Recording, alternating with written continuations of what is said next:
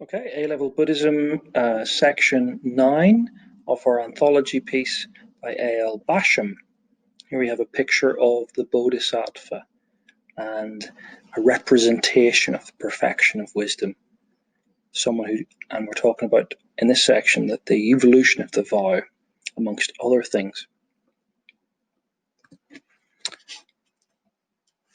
Let's read it. Just as the rising sun, the child of the gods is not stopped by the dust, all the dust rising from the 4 continents of the earth, or by wreaths of smoke, or by rugged mountains, so the Bodhisattva, the great being, is not deterred from bringing to the fruition the root of good, whether by the malice of others, or by the sin or heresy, or by their agitation of the mind.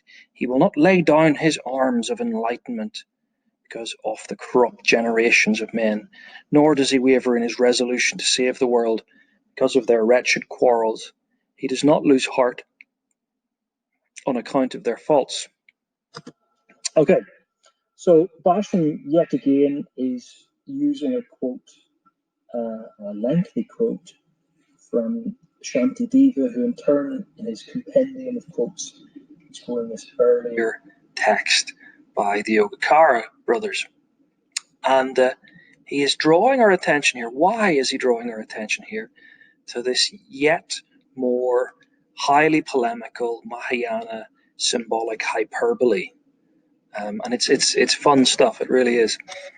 And what does Basham want us to do? He wants us to see how Shantideva, in choosing these quotes is adopting their hyperbolic metaphors for the greatness of the Bodhisattva.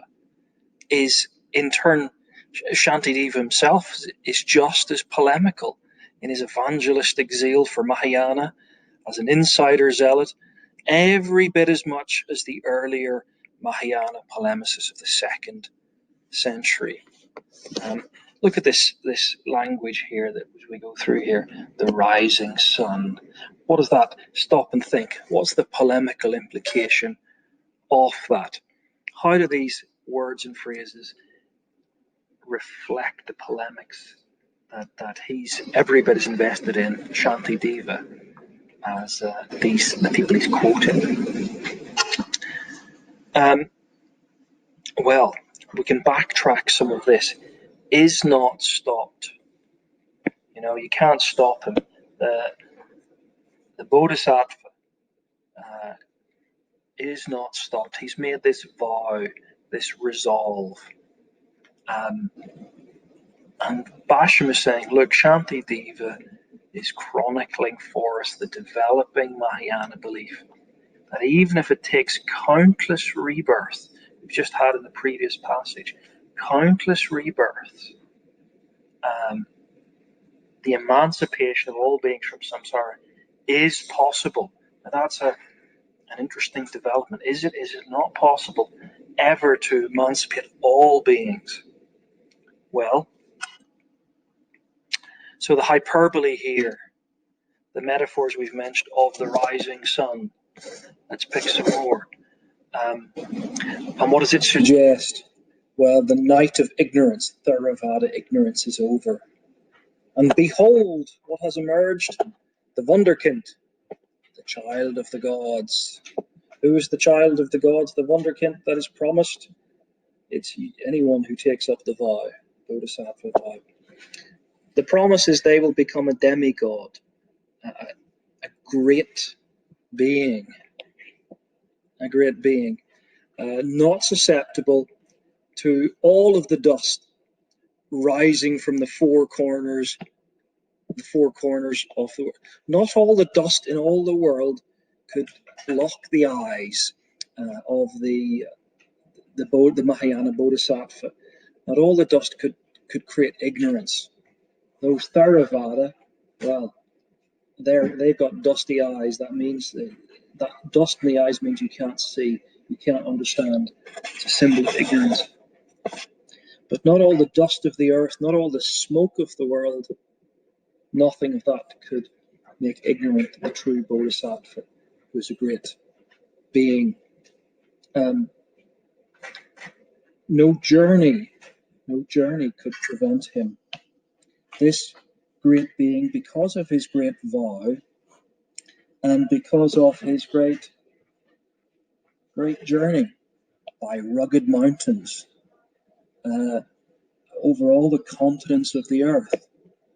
Think about this great journey. The Bodhisattva goes on. He's willing to go on this possible but great quest.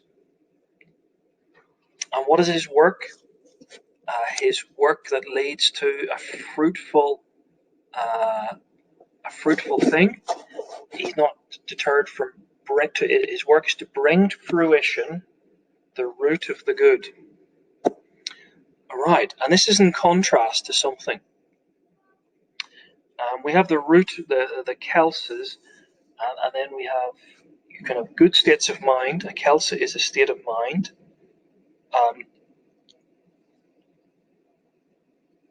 But some kelsas are clouded states of mind, and they manifest in all kinds of unwholesome akuzla. Kuzla and akuzla. Kuzla is wholesome states of mind and unwholesome states of mind. And the unwholesome are kelsas. What's the first kelsa, the bad state of mind? It isn't anger, fear, anxiety. It is malice of others. Malice of others. What is that? Malice. That should. Think about root in the word malice, and what does it draw you back to? Is this a reference to the three poisons or something more? Probably this is a reference to some enlarged sense of the hindrances. That at root perhaps is the three poisons, origin. But look at some of this. The sin of heresy. Their sin of, or by their ignorance, their false teaching, their Theravada beliefs, or by their agitation of mind. The mind is not calm. It hasn't practiced Samantha. Those Theravada think they are calm. They are just as agitated. But don't worry, Theravada, people of the heresy, with your great sin and your great malice for us, Mahayana, we will bring the root out of you, the true root of good. There are many pictures of Avalokitesvara with 1,000 arms. He will not lay down.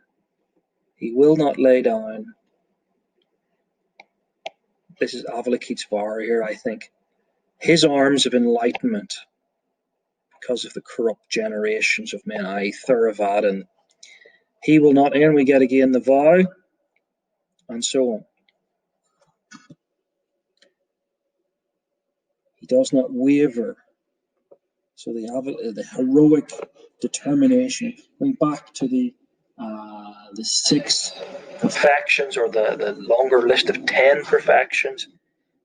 One of them is this determination, this resolve to save the world because of their wretched quarrels. What are the wretched quarrels? Oh well, this is probably a reference not just to everyday quarrels, but to theological or philosophical quarrels that Theravada are embroiled in. Oh, he does not lose heart on account of their faults.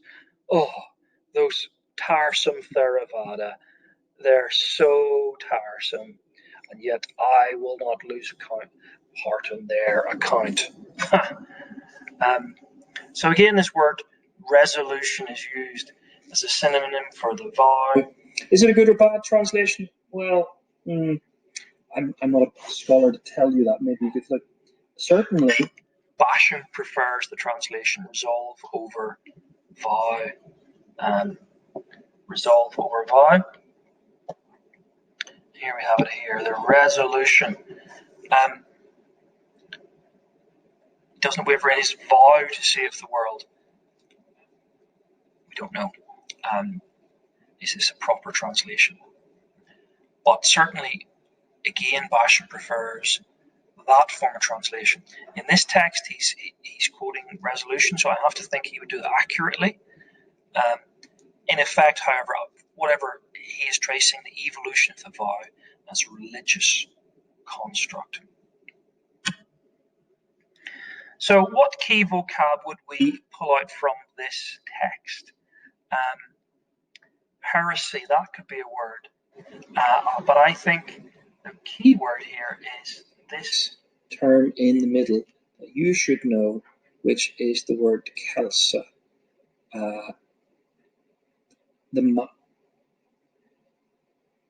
The kelsa's off the mind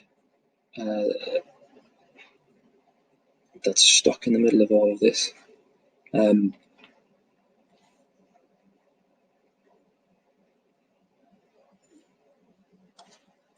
Okay.